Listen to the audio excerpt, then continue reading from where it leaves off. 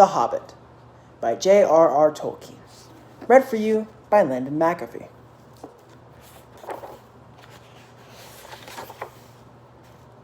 Chapter 1.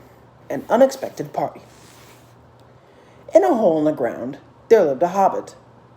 Not a nasty, dirty, wet hole, filled with the ends of worms and an oozy smell, nor yet a dry, bare, sandy hole, with nothing in it to sit down on or to eat. It was a hobbit hole, and that means comfort. It had a perfectly round door like a porthole, painted green, with a shiny yellow brass knob in the exact middle. The door opened onto a tube-shaped hall like a tunnel, a very comfortable tunnel without smoke, with paneled walls and floors tiled and carpeted, provided with polished chairs and lots of pegs for hats and coats. The hobbit was fond of visitors.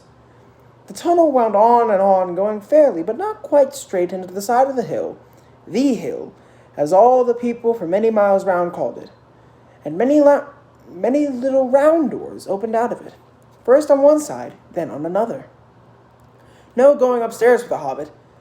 Bedrooms, bathrooms, cellars, pantries, lots of these, wardrobes. He had whole rooms devoted to clothes.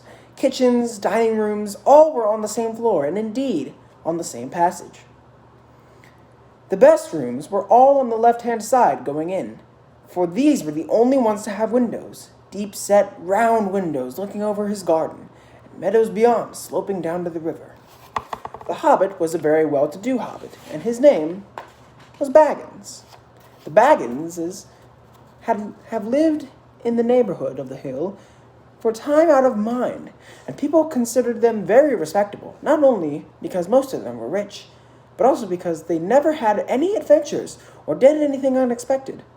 You could tell what a Baggins would say on any question without the bother of asking him. This is a story of how a Baggins had an adventure, and found himself doing and saying things altogether unexpected. He may have lost the neighbor's respect, but he gained, well, you'll see whether he gained anything in the end. The mother of our particular hobbit, what is a hobbit? I suppose hobbits need some description nowadays, since they have become rare and shy of the big people, as they call us. They are, or were, a little people, about half our height and smaller than the bearded dwarves. Hobbits have no beards. There is little to or no magic about them, except the ordinary everyday sort which helps them to disappear quietly and quickly when large, stupid folk like you and me come blundering along, making noise like elephants, which they can hear from a mile off. They are inclined to be fat in the stomach. They dress in bright colors, chiefly green and yellow. Wear no shoes, because their feet naturally grow leathery soles and thick, warm brown hair like the stuff on their heads, which is curly, have long, clever brown fingers, good-natured faces, and laugh deep, fruity laughs, especially after dinner, which they have twice a day when they can get it. Now you know enough to go on with.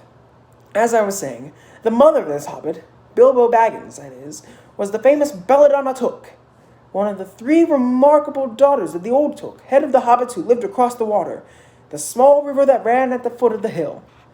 It was often said, in other families, that long ago one of the Took ancestors must have taken a fairy wife.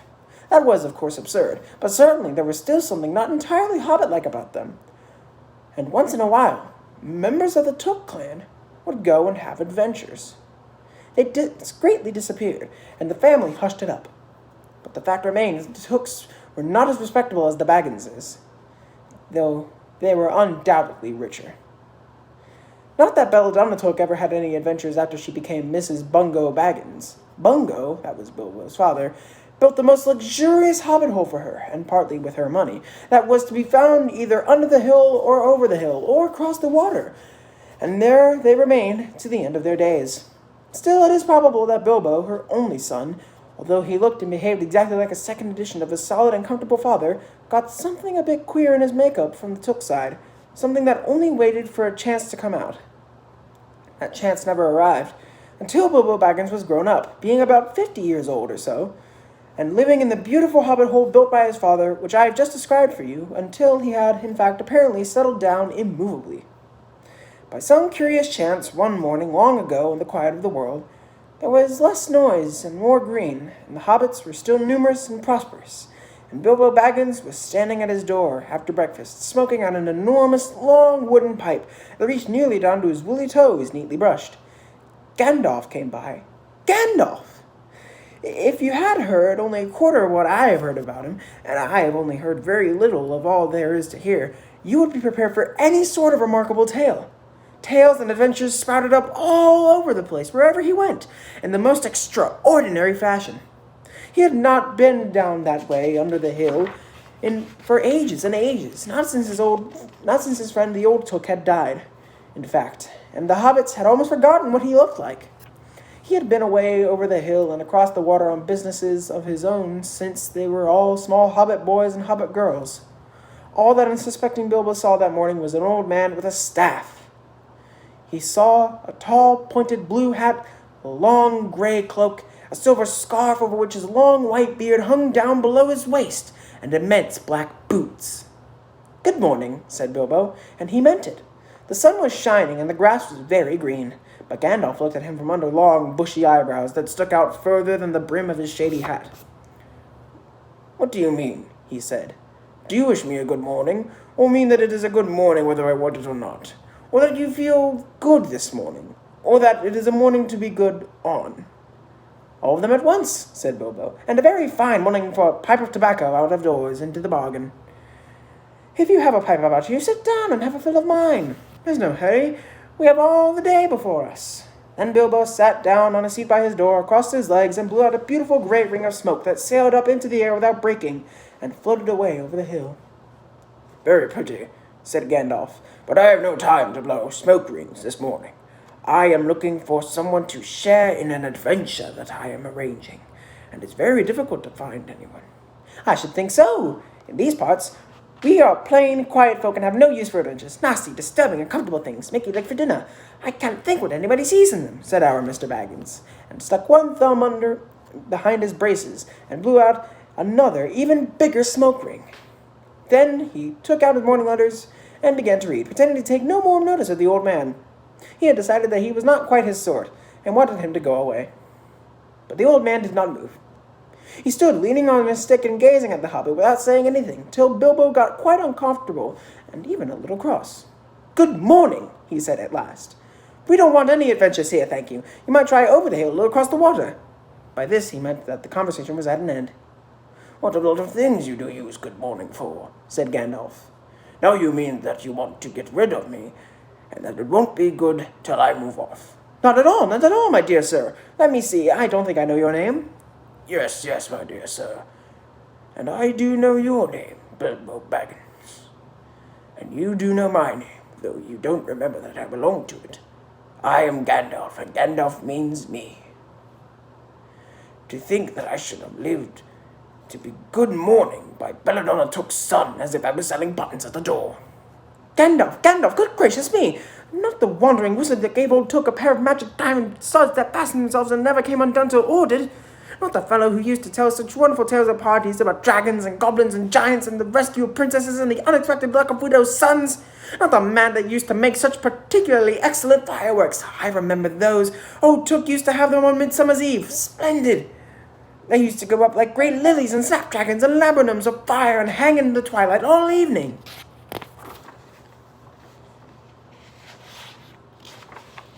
You will notice already that Mr. Baggins was not quite so prosy as he liked to believe. Also that he was very fond of flowers.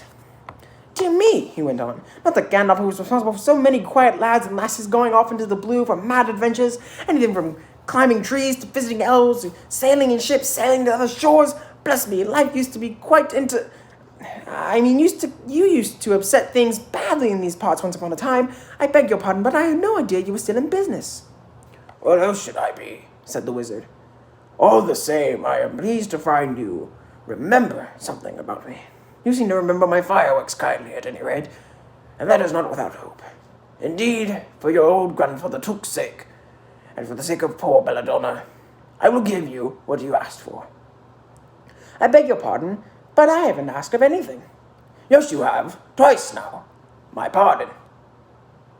I give it to you. In fact, I will go so far as to send you on this adventure. Very amusing for me, very good for you, and profitable too. Very likely, if you ever get over it.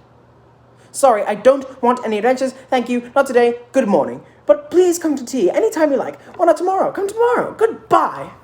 And with that, the hobbit turned around and scuttled inside his round green door and shut it as quickly as he dared, not to seem rude. Wizards, after all, are wizards. What on earth did I ask him to tea for? He said to himself as he went to the pantry. He had only just had breakfast, but he thought a cake or two and a drink of something would do him good after this fright. Gandalf, in the meantime, was still standing outside the door and laughing long but quietly. After a while, he stepped up and with the spike on his staff scratched a queer sign on the hobbit's beautiful green front door.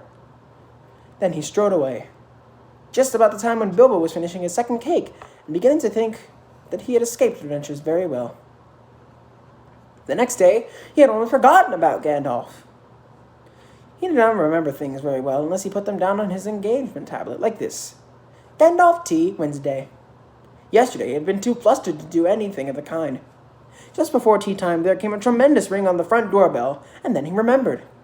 He rushed and put on the kettle and put on another cup and saucer and an extra cake or two and ran to the door. I am sorry to keep you waiting, he was going to say, when he saw that it was not Gandalf at all. It was a dwarf with a blue beard tucked into a golden belt and very bright eyes under his dark green hood. As soon as the door was opened, he pushed inside, just as if he had been expected. He hung his hooded cloak on the nearest peg and, "Dwellin at your service," he said with a low bow. "Bilbo Baggins at yours," said the hobbit, too surprised to ask any questions for the moment. When the silence that followed had become uncomfortable, he added, "I am just about to make tea. Pray come and have some with me." A little stiff, perhaps, but he meant it kindly. "And what would you do if an uninvited dwarf came in and hung his things up in your hall without a word of explanation?" They had not been at table long. In fact, they had hardly reached the third cake when there came another, even louder knock at the door. "Excuse me," said the hobbit, and off he went to the door. "So you have got here at last." "Oh, sorry. So you have got here at last." That was what he was going to say to Gandalf this time, but it was not Gandalf. Instead, there was a very old-looking dwarf on the step with a white beard and a scarlet hood, and he, too, hopped inside as soon as the door was opened, just as if he had been invited. "You see, they have begun to arrive already," he said, when he caught sight of Dwalin's green hood hanging up. He hung his red one next to it, and "Balin at your service," he said, with a hand on his breast. "Thank you," said Bilbo. "Thank you," said Bilbo with a gasp. It was not the correct thing to say, but "they have begun to arrive" had flustered him badly. He liked visitors, but he liked to know them before they arrived, and he preferred to ask them himself. He had a horrible thought that the cakes might run short, and then he, as the host, he knew his duty and stuck to it, however painful, he might have to go without. "Come along in and have some tea," he managed to say after taking a deep breath. "A little beer would suit me better, if it is all the same to you, my good sir," said Balin with the white beard. But I don't mind some cake. Seed cake, if you have any." "Lots." Bilbo found himself answering to his own surprise, and he found himself scuttling off to the cellar to fill a pint beer mug, and then to a pantry to fetch 2 beautiful round seed cakes, which he had baked that afternoon for his after-supper morsel. When he got back, Balin and Dwalin were talking at the table like old friends. As a matter of fact, they were brothers. Bilbo plunked down the beer and the cake in front of them when a loud knock came at the door again. And then another knock. Gandalf for certain this time, he thought as he puffed along the passage. But it was not. It was 2 more dwarfs, both with blue hoods, silver belts, and yellow beards, and each of them carried a bag of tools and a spade. In they hopped. As soon as the door began to open, Bilbo was hardly surprised at all. "What can I do for you, my dwarves?" "Keely at your service," said the one. "And Feely," added the other, and they both swept off their blue hoods and bowed. "At yours and your families," replied Bilbo, remembering his manners this time. "Dwalin and Balin are here already, I see," said Keely. "Let us join the throng." "Throng?" thought Mr. Baggins. "I don't like the sound of that. I really must sit down for a minute and collect my wits and have a drink." He had only just had a sip In the corner where the four dwarfs sat round the table and talked about mines and gold and troubles with the goblins and the depredations of dragons and lots of other things which he did not understand and did not want to, for they sounded much too adventurous, when ding-dong-a-ling-dang, his bell rang again, as if some naughty little hobbit boy was trying to pull the handle off. "Someone at the door," he said, blinking. "Some four, I should say by the sound," said "Some four, I should say by the sound," said Feely. "Besides, we saw them coming along behind us in the distance." The poor little hobbit sat down in the hall and put his head in his hands and wondered what had happened, and what was going to happen, and whether they would all stay to supper. Then the bell rang again, louder than ever, and he had to run to the door. It was not 4 after all, it was 5. Another dwarf had come along while he was wandering in the hall. He had hardly turned the knob before they were all inside, bowing and saying, "At your service," one after another. Dory, Nori, Ori, Oin, and Glowin were their names. And very soon 2 purple hoods, a gray hood, and a brown hood, and a white hood were hanging on the pegs, and off they marched with their broad hands stuck in their gold and silver belts to join the others. Already it had almost become a throng. Some called for ale, and some for porter, and one for coffee, and all of them for cakes. So the hobbit was kept very busy for a while. A big jug of coffee had just been set in the hearth. The seed cakes were gone, and the dwarves were starting on a round of buttered scones when there came a loud knock. Not a ring, but a hard rat-tat on the hobbit's beautiful green door. Somebody was banging with a stick.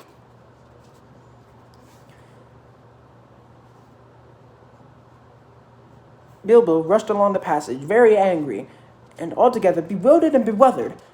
This was the most awkward Wednesday he had ever remembered. He pulled open the door with a jerk, and they all fell in, one on top of the other. More dwarves, 4 more, and there was Gandalf behind, leaning on his staff and laughing. He had made quite a dent on the beautiful door. He had also, by the way, knocked out the secret mark he had put there the morning before. Carefully, he said. "It is not like you, Bilbo, to keep your friends waiting on the mat, and then open the door like a pop gun. Let me introduce Bifur, Bofur, Bomber, and especially Thorin."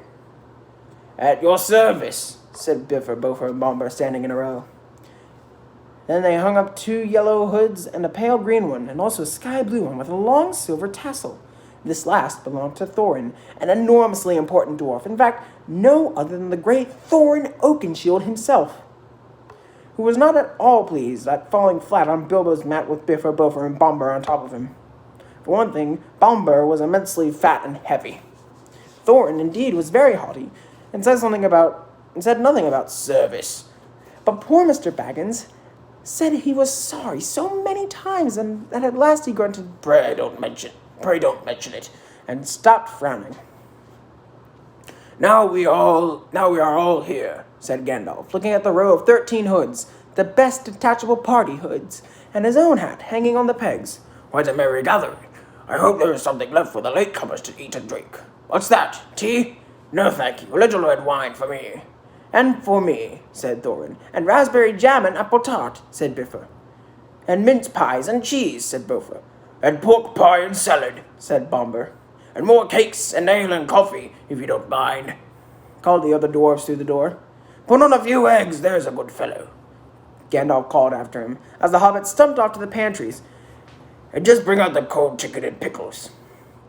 "Seems to know as much about the inside of my larder as I do myself," thought Mr. Baggins, who was feeling positively flummoxed, and was beginning to wonder whether a most wretched adventure had not come right into his house. By the time he had got all the bottles and dishes and knives and forks and glasses and plates and spoons and things piled up on big trays, he was getting very hot and red in the face and annoyed. Confuscate and be bothered, these dwarves," he said aloud. "Why don't they come and lend a hand?" Lo and behold, there stood Balin and Dwalin at the door of the kitchen, and Feely and Keely behind them. And before he could say knife, they had whisked the trays and a couple of small tables into the parlor and set out everything afresh.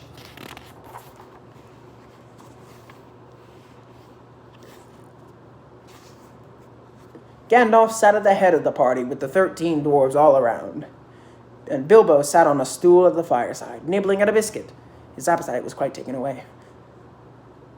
And trying to look as if this was all perfectly ordinary and not in the least an adventure. The dwarves ate and talked, and time got on. At last they pushed their chairs back, and Bilbo made a move to collect the plates and glasses. "I suppose you will all stay to supper," he said in his politest of unpressing tones. "Of course," said Thorin. "And after, we shan't get through the business till late, and we must have some music first. Now to clear up."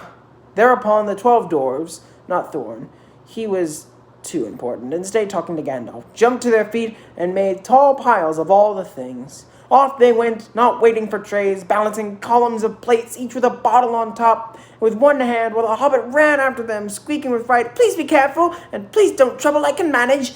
But the dwarves only started to sing.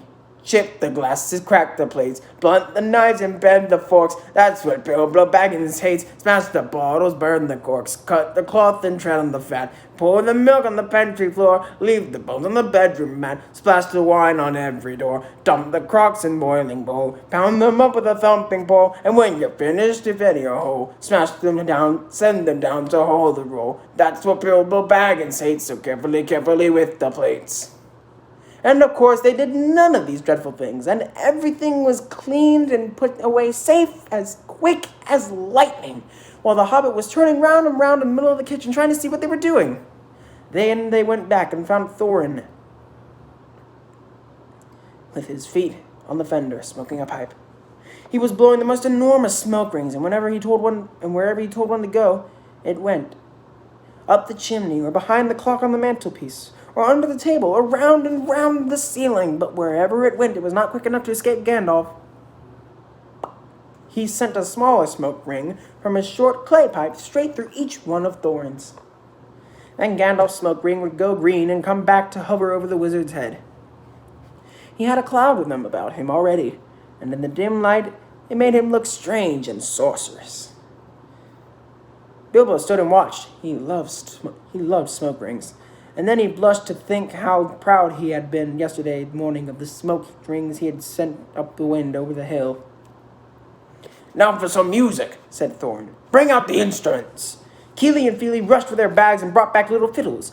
Dory, Nori, and Ori brought out flutes from somewhere inside their coats.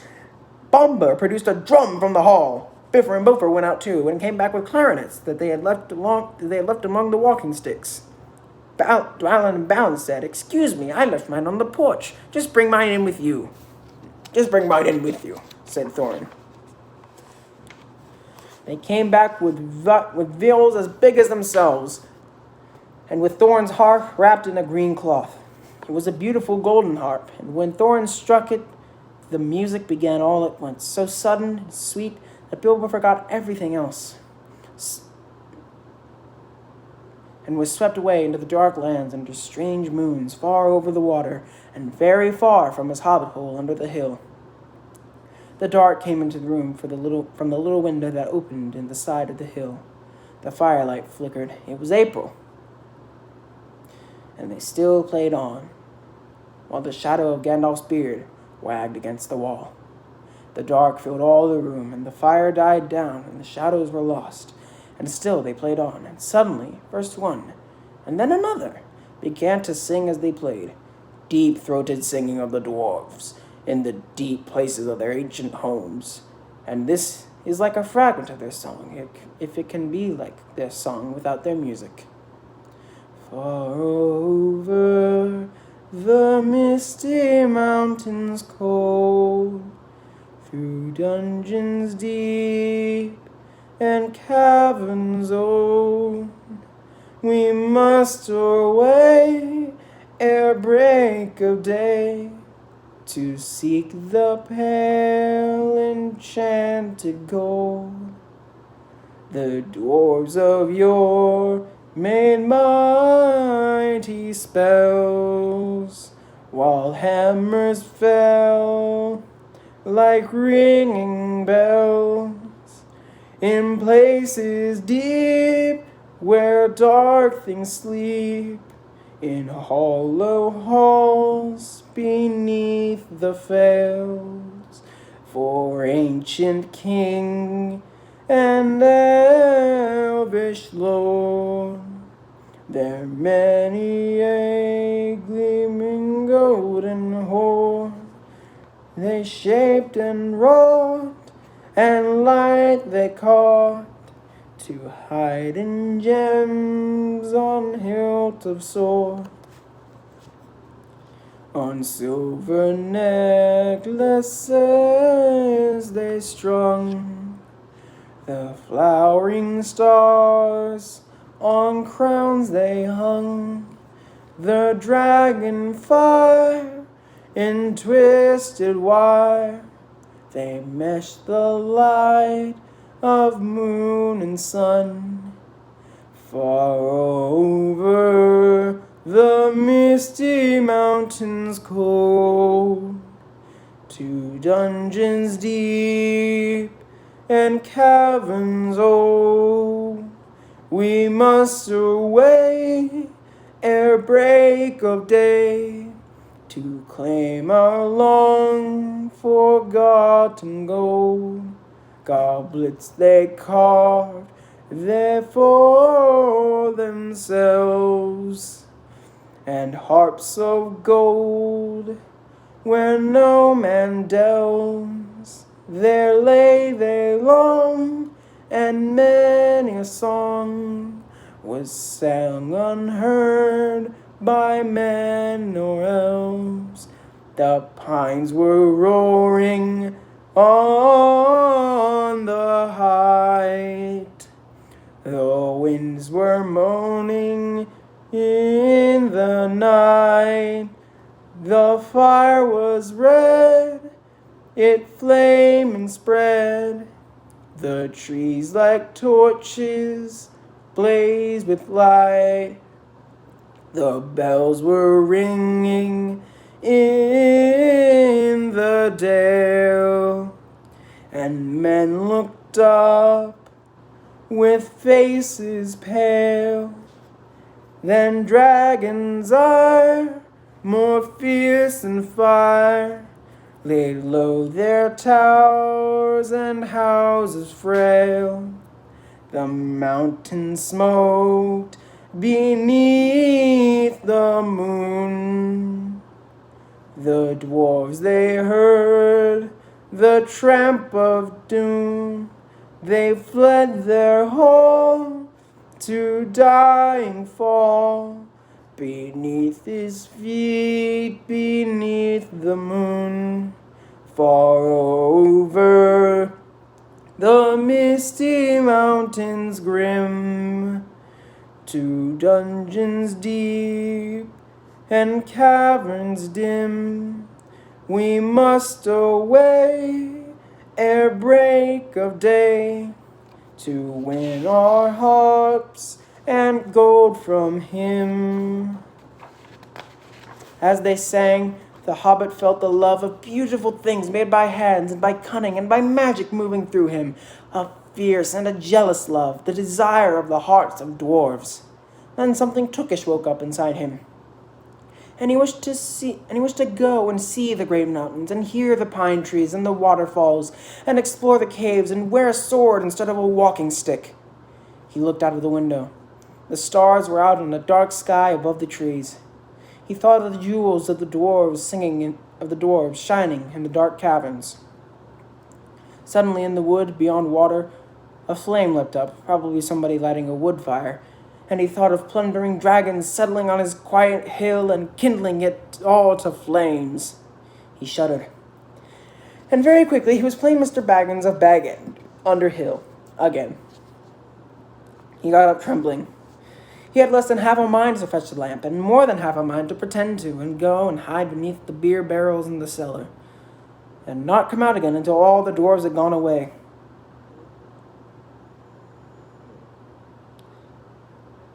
Suddenly, he found that the music and the singing had stopped, and they were all looking at him with eyes shining in the dark. "Where are you going?" said Thorn, in a tone that seemed to show that he guessed both halves of the hobbit's mind. "What about a little light?" said Bilbo apologetically. "We like the dark," said all the dwarves. "Dark for dark business. There are many hours before the dawn." "Of course," said Bilbo, and sat down in a hurry. He missed the stool and sat on the fender, knocking over the poker and shovel with a crash. "Hush," said Gandalf. "Let Thorin speak." And this is how Thorin began. "Gandalf, dwarves, and Mr. Baggins, we are met together in the house of our friend and fellow conspirator, this most excellent and audacious hobbit. May the hair on his toes never fall out. All praise to his wine and ale." He paused for breath and for a polite remark from the hobbit, but the compliments were quite lost on poor Bilbo Baggins, who was wagging his mouth in protest at being called audacious, and worst of all, fellow conspirator. Though no noise came out, he was so flummoxed. Then Thorin went on. "We are met to discuss our plans, our ways, means, policy, and devices. We shall soon before the break of day start on our long journey, a journey from which some of us, or perhaps all of us, except our friend and counselor, the ingenious wizard Gandalf, may never return. It is a solemn moment. Our object is, I take it, well known to us all, to the estimable Mr. Baggins, and perhaps to one or two of the younger dwarves. I think I should be right in naming Keely and Feely, for instance. The exact situation at the moment may require a little brief explanation." This was Thorin's style. He was an important dwarf. If he had been allowed, he would probably have gone on like this until he was out of breath without telling anyone there was anything that was not known already. But he was rudely interrupted. Poor Bilbo could not bear it any longer. At may never return, he began to feel a shriek coming up inside, and very soon it burst out like the whistle of an engine coming out of a tunnel. All the dwarves sprang up, knocking over the table. Gandalf struck a blue light on the end of his magic staff, and in its firework glare, the poor little hobbit could be seen kneeling on the hearth rug, shaking like a jelly that was melting. Then he fell flat on the floor and kept calling out, "Struck by lightning," over and over again. And that was all they could get out of him for a long time. So they took him and laid him out of the way on the drawing room sofa, with a drink at his elbow, and they went back to their dark business. "Excitable little fellow," said Gandalf as they sat down again. "Gets funny, queer fits, but he is one of the best, as fierce as a dragon in a pinch." If you ever have seen a dragon in a pinch, you will realize this was only a poetical exaggeration applied to any hobbit, even to old Took's great-granduncle Bullroarer, who was so huge for a hobbit he could ride a horse. He charged the ranks of the goblins of Mount Graham in the Battle of the Green Fields and knocked their king Glorfinbol's head clean off with a wooden club. It sailed 100 yards through the air and went down a rabbit hole. And in this way the battle was won, and the game of golf was invented in the same moment. All the meanwhile, however, Bullroarer's gentler descendant was reviving in the drawing room. After a while and a drink, he crept nervously to the door of the parlor. This is what he heard. Glóin speaking. "Humph," or some sort of snort, more or less like that. "Will he do you think? It is all very well for Gandalf to talk about this hobbit being fierce, but one shriek like that in a moment of excitement would be enough to wake the dragon and all his relatives and kill the lot of us. I think it sounded more like fright than excitement. In fact, if it had not been for the sign of the door, I should have been sure we had come to the wrong house. As soon as I clapped eyes on the little fellow bobbing and puffing on the mat, I had my doubts. He looked more like a grocer than a burglar." Then Mr. Baggins turned the handle and went in. The Took side had won. He suddenly felt he would go without bed and breakfast to be thought fierce. As for little fellow bobbing on the mat, it almost made him really fierce.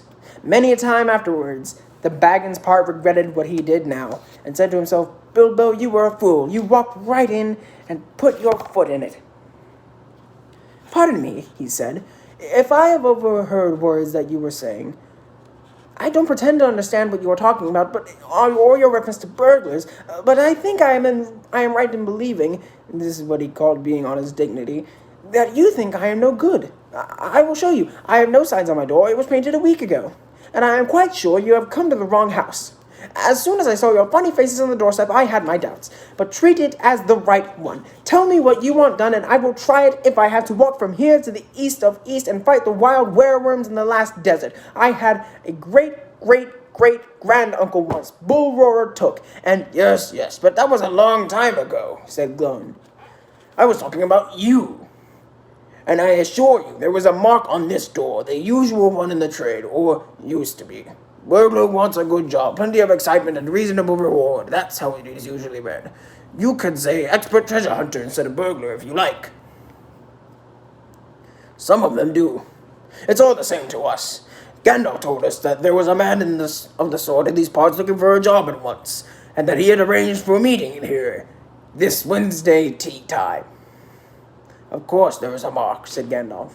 I put it there myself, for very good reasons. You asked me to find the 14th man for your expedition, and I chose Mr. Baggins. Just let anyone say I choose the wrong man or the wrong house, and you can stop at 13 and have all the bad luck you like, or go back to digging coal.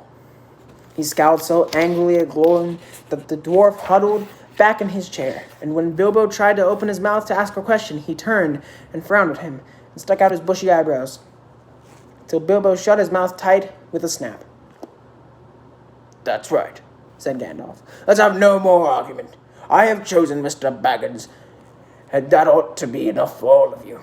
If I say he is a burglar he is, or will be when the time comes. There is a lot more to him in him than you guess, and a deal more than he has any idea of himself. You may possibly all live to thank me now yet. Now, Bilbo, my boy, fetch the lamp and let's have a little light on this. On the table, in the light of a big lamp with a red shade, he spread a piece of parchment, rather like a map. This was made by Thror, your grandfather, Thorin, he said in answer to the dwarves' excited questions. It is a plan of the mountain. I don't see that this will help us much, said Thorin disappointedly after a glance. I remember the mountain well enough and the lands about it, and I know where Muckwood is, and the withered heath, and where the great dragons bred. There is a dragon marked in red on the mountain, said Balin, but it will be easy enough to find him without that, if we ever arrive there. There is one point you haven't noticed, said the wizard, and that is the secret entrance. You see that rune on the west side, and the hand pointing to it from the other rooms. That marks a secret passage to the lower halls. Look at the map at the beginning of this book, and you will see the runes.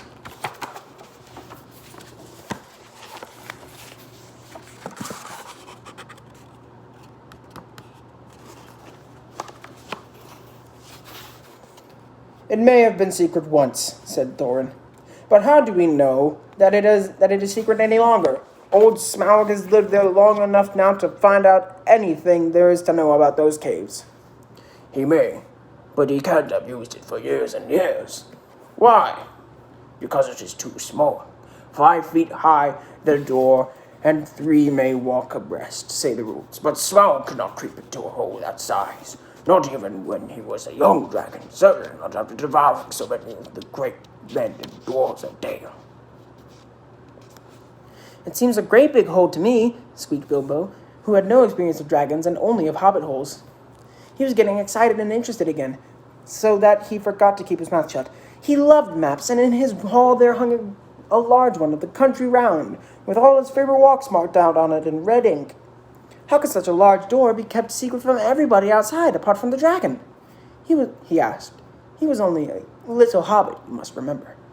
In lots of ways, said Gandalf. But in what way this one has been hidden we don't know, without going to see. From what it says on the map, I should guess there is a closed door, which has been made to look exactly like the side of the mountain. That is the usual dwarf's method. I think that is right, isn't it? Quite right, said Thorin. Also, went on Gandalf, I forgot to mention that with the map went a key, a small and curious key. Here it is, he said, and handed to Thorin a key with a long barrel and intricate wards made of silver. Keep it safe. Indeed I will, said Thorn, and he fastened it upon a fine chain that hung about his neck and under his jacket. Now things begin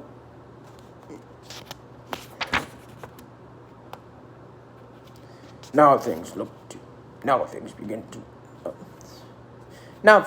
look more hopeful. This news alters them much for the better. So far, we have had no clear idea what to do. We thought of going east, as quiet and careful as we could, as far as the Long Lake. After that, the trouble would begin. A long time before that, if I know anything about the roads east, interrupted Gandalf. We might go from there up along the river running, went on Thorn, taking no notice, and so to the ruins of Dale, the old town in the valley there, under the shadow of the mountain. But none of us like the idea of the front gate. The river runs right out of it, through the great cliff at the south of the mountain. And out of it comes the dragon, too, far too often, unless he has changed his habits. That would be no good, said the wizard. Not without a mighty warrior, even a hero. I tried to find one, but warriors are busy fighting one another in distant lands, and in this neighborhood heroes are scarce, or simply not to be found. Swords in these parts are mostly blunt, and axes are used for trees, and shields as cradles or dish covers. The dragons are comfortably far off, and therefore legendary. That is why I settled on burglary, especially when I remembered the existence of a side door. And here is our little Bilbo Baggins, the burglar. The chosen and selected burglar. So now let's get on and make some plans. Very well, then, said Thorn. Supposing the burglar expert gives us some ideas or suggestions. He turned with mock politeness to Bilbo.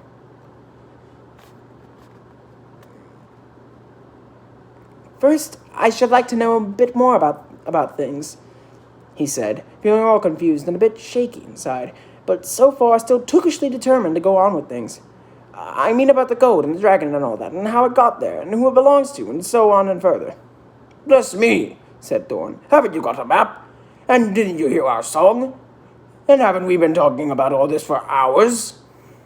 All the same, I should like it all plain and clear, said he obstinately, putting on his business manner, usually reserved for people who try to borrow money off of him, and doing his best to appear wise and prudent and professional, live up to Gandalf's recommendation. Also, I should like to know about risks, out-of-pocket expenses, time required, and remuneration, and so forth. By which he meant, what am I going to get out of it, and am I going to come back alive? Oh, very well, said Thorn. Long ago, in my grandfather Thor's time, our family was driven out of the far north, and came back with all their wealth and their tools to this mountain on the map. It had been discovered by my far ancestor Thrain the Old. But now they mined and they tunneled and they made huger holes and greater workshops. And in addition, I believe they found a good deal of gold and a great many jewels too. Anyway, they grew immensely rich and famous, and my grandfather was king under the mountain again, and treated with great reverence by the mortal men who lived to the south, and were gradually spreading up the running river as far as the valley overshadowed by the mountain. They built the very town of Dale there in those days.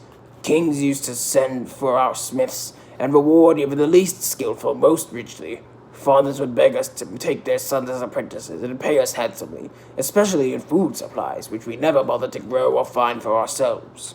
Altogether, those were good days for us, and the poorest of us had money to spend and to lend, and leisure to make beautiful things just for the fun of it, and not to speak of the most marvelous and magical toys, the like of which is not to be found in the world nowadays. So my grandfather's halls became full of armor and jewels and carvings and cups, and the toy market of Dale was the wonder of the north.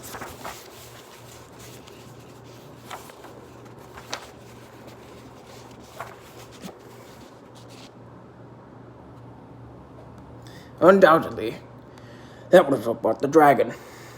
Dragons steal gold and jewels, from men and elves and dwarves. from wherever they can find them, and they guard their plunder as long as they live, which is practically forever unless they are killed, and never enjoy a brass ring of it. Indeed, they hardly know a good bit of work from a bad, though they usually have a good notion of the current market value, and they can't make a thing for themselves, not even mend a little loose scale of their armor. There were lots of dragons in the north in those days, and gold was probably getting scarce up there, and with the dwarves flying south or getting killed, and all the general waste and destructions that dragons make going from bad to worse. There was a most specially greedy, strong, and wicked worm called Smaug. One day he flew up into the air and came south.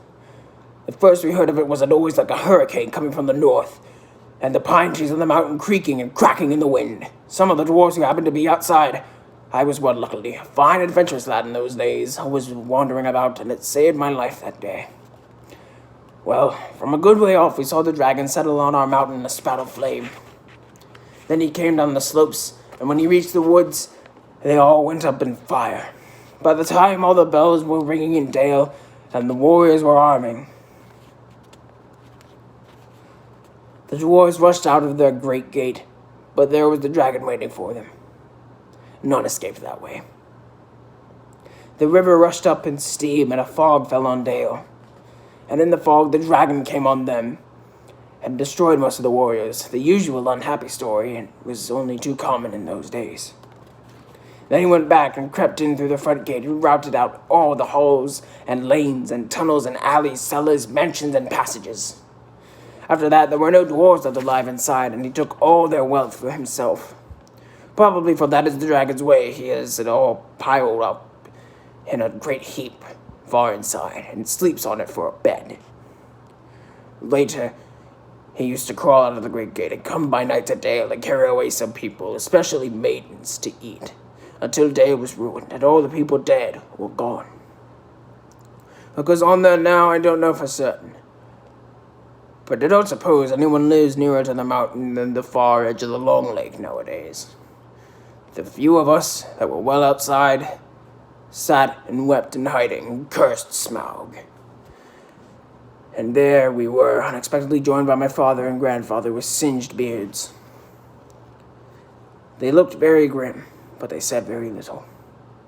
When I asked how they had got away, they told me to hold my tongue, and said that one day in the proper time I should know. After that, we went away, and we have had to earn our livings as best we could, up and down the lands, even often enough sinking as low as blacksmith work or even coal mining. But we have never forgotten our stolen treasure. And even now, when I will allow we have a good bit laid by, and we are not so badly off, here Thorn stroked the gold chain round his neck, we still mean to get it back, and to bring our curses home to Smaug if we can. I have often wondered about my father's and my grandfather's escape. I see now that they must have had a private side door which only they knew about. But apparently they made a map, and I should like to know how Gandalf got a hold of it, and why it did not come down to me, the rightful heir. I did not get hold of it, I was given it, said the wizard. Your grandfather Thror was killed, you remember, in the mines of Moria by Azog the Goblin. Curse his name, yes, said Thorn. And Thrain, your father, went away on the 21st of April, 100 years ago last Thursday, and has never been seen by you since. True, said Thorn. Well, your father gave me this to give to you, and if I have chosen my own time and way for handing it over, you can hardly blame me, considering the trouble I had to find you. Your father could not remember his own name when he gave me the paper, and he never told me yours. And so on the whole, I think I ought to be praised and thanked. Here it is, he said, handing the map to Thorn. I don't understand, said Thorn, and Bilbo felt he would have liked to say the same. The explanation did not seem to explain. Your grandfather, said the wizard slowly and grimly, gave the map to his son for safety before he went to the mines of Moria.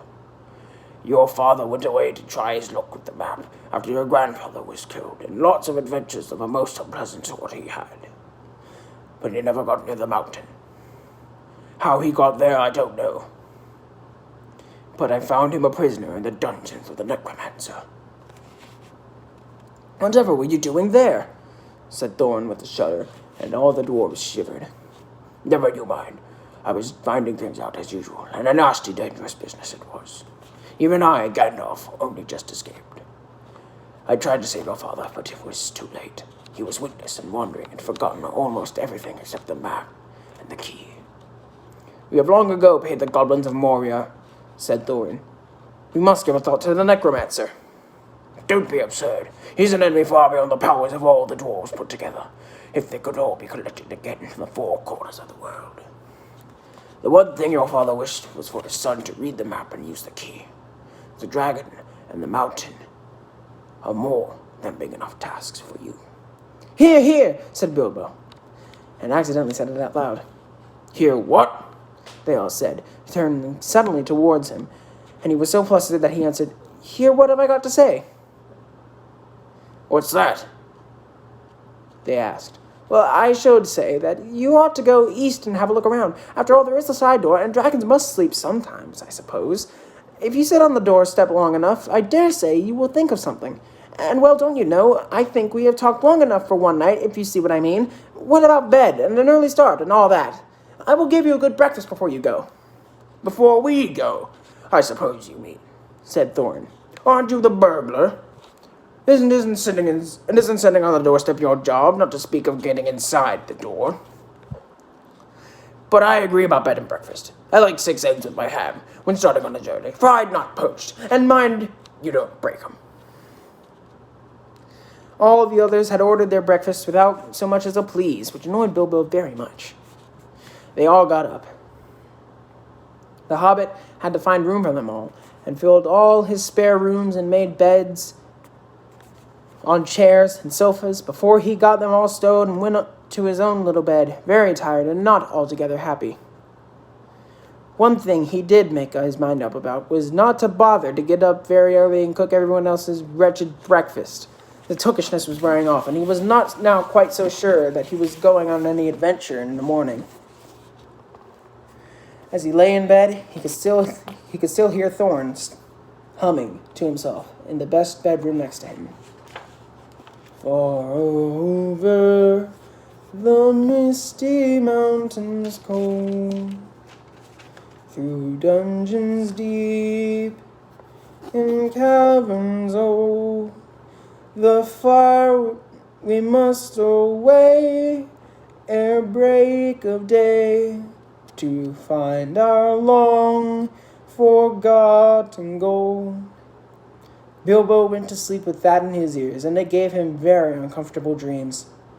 It was long after the break of day when he woke up.